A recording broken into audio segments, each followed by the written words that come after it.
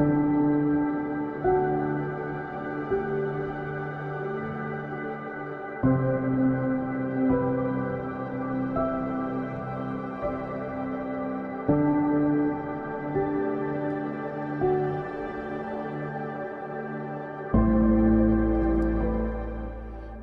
shalom, and here we are again, and it's the day before Yom Kippur.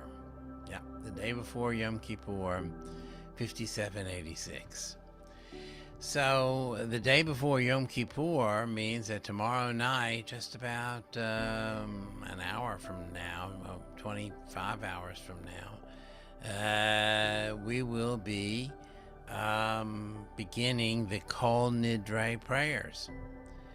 And Kol Nidre is really one of the more interesting prayers in our tradition, because the truth of the matter is that as early as the 9th century in Babylonia, rabbis and community leaders felt that Kol Nidre prayers were inappropriate and should be deleted. At that time, the prayers were somewhat different than what we have today.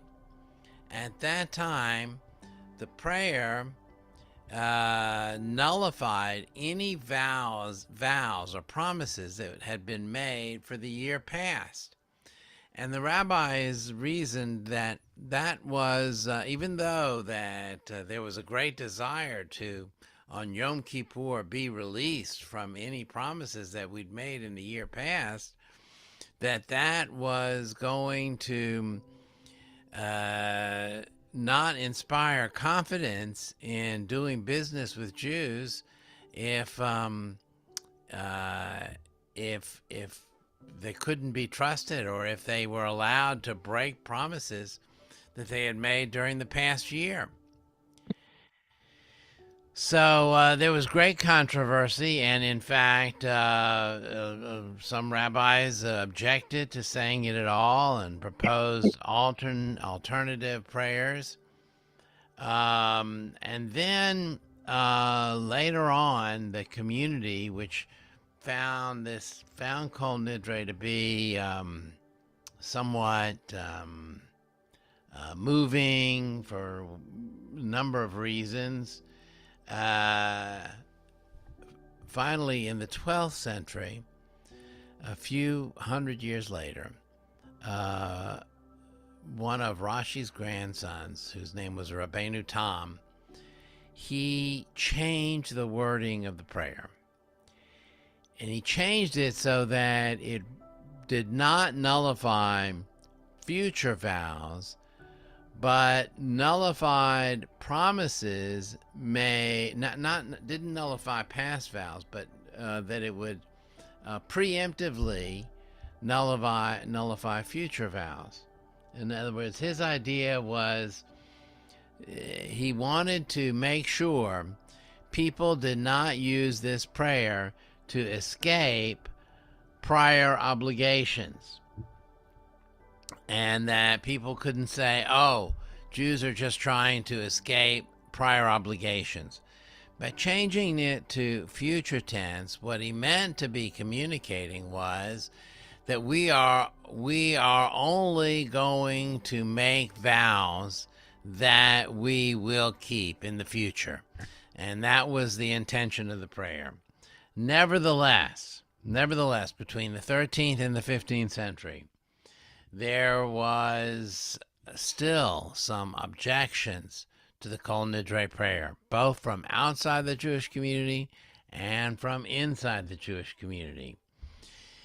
So the halachic authorities between the 13th and 15th century made sure to clarify that Kol Nidre does not release anyone from debts or oaths involving other people, that it only referred to promises or vows that were made to God. It was a creative way of solving this problem because people had fallen in love with the tune, the solemnity, and the kind of pageantry of this prayer.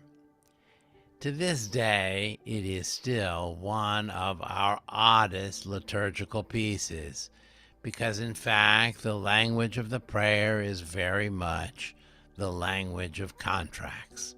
It is a prayer that is really a legal document.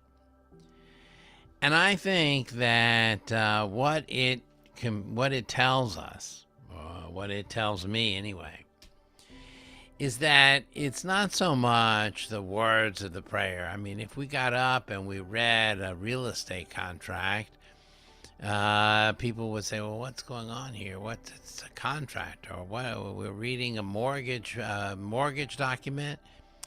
It is the feeling that goes along with it. And maybe, too, it is the evocative music of the Kol Nidre prayer that moves people, and that also makes people consider, what is it about oaths and promises that bind us not only to one another, but to God?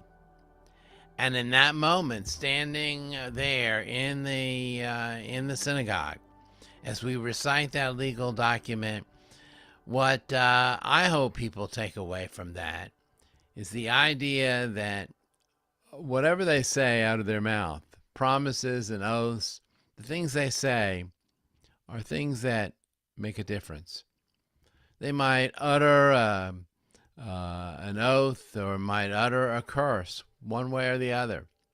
It can be harmful. It can be life-changing. And we should be cognizant and aware of what we say, because it can change everything in just a moment. So tomorrow night, when we'll stand there and recite the Kol Nidre prayer, we take out 3 Torahs from the Ark. Each Torah is symbolic of standing in front of a court. Each Torah is like a judge. And the Torahs all stand there in the evening service. And normally we don't take out the Torahs in the evening. This is the only time of the year. We take out the Torahs. They stand there as the silent judge.